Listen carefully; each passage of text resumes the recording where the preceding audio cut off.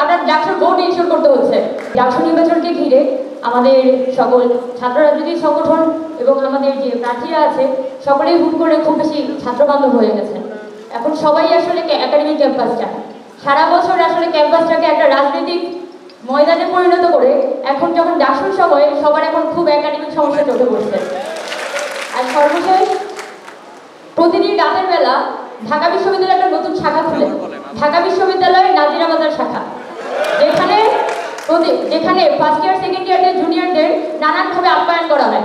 তো আপনাদের যদি আপনাদের এজেন্ডার উপর এতটাই ভরসা থাকে, এতটাই আপনাদের হচ্ছে কনফিডেন্স থাকে, তাহলে আপনার নাজিরা বাজারে গিয়ে কেন হচ্ছে আপনার ডাকসুর ভোট ইনশিওর করতে হচ্ছে? এটা আমার প্রশ্ন।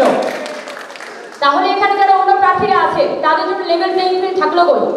আর সর্বশেষ যেটা বলবো যে নারী প্রার্থী হিসেবে বলতেই হয়, গত একটা বছর ঢাকা বিশ্ববিদ্যালয় বলি আর বাংলাদেশ বলি, নারীদের উপর যে পরিমাণ সাইবার বুলিং হয়েছে, একটা ছাত্র সংগঠনকে আমরা দেখিনি যারা সাধারণ নারীদের পক্ষে দাঁড়িয়েছেন।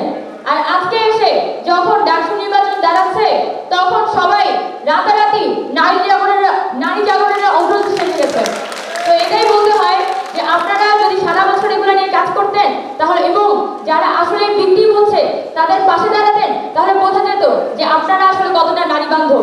কিন্তু এলাস বলতেই হয় যে আজকে এসে যখন ডাকসু নির্বাচনের সময় পর্যন্ত নারী প্রার্থী যারা আছে তাদেরকে সেক্সুয়াল হ্যারাসমেন্ট, মেন্টাল হ্যারাসমেন্ট করা থেকে আপনারা থামছেন না, আর আপনারা কিনা নারী বান্ধব ক্যাম্পেইন করবেন।